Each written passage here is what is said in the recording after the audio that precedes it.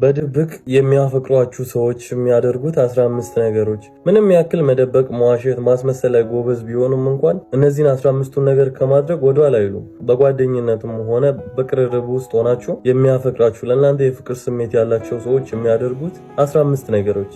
ከነዚህ ከ15ቱ ውስጥ 10ሩን ባያደርጉት ራሱ 5ቱን ሲያደርጉ ይታያሉ። ወደው ሳይሆን ፍቅር አስገድዷቸው። አንደኛ፣ ሁልጊዜ ያጠገባችሁ ናቸው። በምንም ታምር ከጎናችሁ ዞር አይሉ።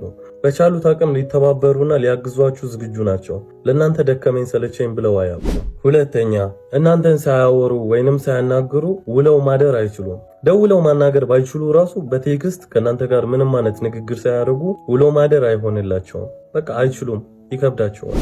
ሶስተኛ፣ ትንሽ ቅናት ቢጤ ያለባቸው ማለት ወደው አይደለም፣ ነገር ግን እናንተን ከተቃራኒ ጾታ ጋር ሲያዩ፣ አንተን ከሌላ ሴት ጋር ስታይ ወይንም አንቺን ከሌላ ወንድ ጋር ሳይሽ ትንሽ ይቀናል፣ ንጭንጭ ቢጤ ያለበት። አራተኛ፣ ሚስጥራቸውን ሁሉ ይነግሩናል። ጠይቀናቸው አይደለም፣ ነገር ግን ሊቀርቡን ስለሚፈልጉ ሚስጥሬ ነው አለኝ አውቀዋለሁ የሚሉትን ስለነሱ የተደበቀ ነገር ሙሉ እንድናቅ ሳንጠይቃቸው ይነግሩናል። አምስተኛ፣ እነሱን የሚያስከፋና የሚያናድር ነገር እያደረግን ከኛ መራቅ አይችሉም። ማለትም በቃ ጥለውን አይሄዱም። መቼም ሊጣሉንና ሊሩቁን አይፈልጉም። ብዙ ጊዜ አስከፍተናቸው በቃ በዚህ ጥፋቴ አያወራኝም፣ በዚህ ጥፋቴ አያናግረኝም ብለሽ ስትጠብቂ ራሳቸው ቴክስት ያደርጋሉ።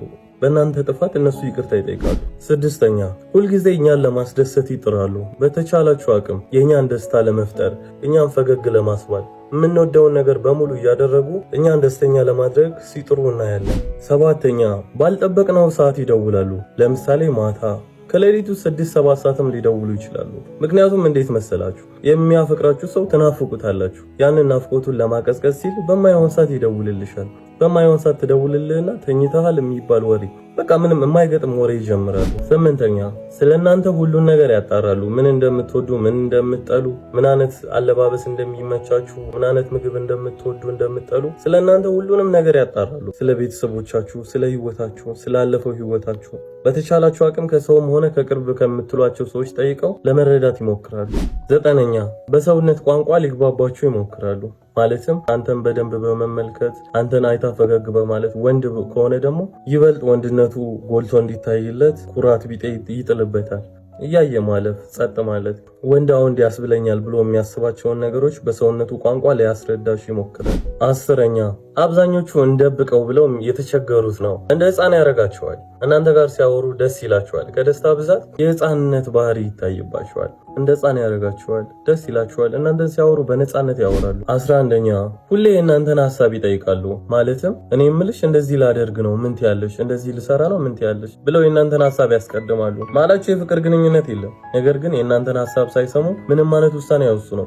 እዚህ ቦታ ልሄድ ነው ምን ታስቢያለሽ ይልሻል። እንደዚህ አይነት ቦታ ልሄድ ነው እንዲህ ላደርግ ነው ምን ታስባለህ ትልሃለች። የእናንተን ሀሳብ ይጠይቃሉ። 12ኛ፣ የማትወዱትን ነገር ከማድረግ በጣም ይቆጠባሉ። ለምሳሌ እንደዚህ ላደርግ ነበር ግን ይደብርሻል ብዬ ተው። በተቻላችሁ አቅም የእናንተን ስሜትና ጸባይ ለመጠበቅ ይሞክራሉ። 13ኛ፣ ለእኛ ምን አይነት ሰው እንደሆኑ ይጠይቁናል። ማለትም እኔ ላንቺ ምን አይነት ወንድ ነኝ ይልሻል። እኔ ላንተ ምን አይነት ሴት ነኝ ትላለች። ይህንን የሚጠይቁበት ምክንያት ጥሩ ሰው ካልሆኑ ስህተታቸውን ከነገራችሁ ያንን ስህተት አስተካክለው ከእናንተ ጋር ለመቀጠል ነው። እናንተን ላለማጣት ነው ይህንን ጥያቄ የሚጠይቋችሁ፣ ጥፋታቸውን አይተው ለማስተካከል።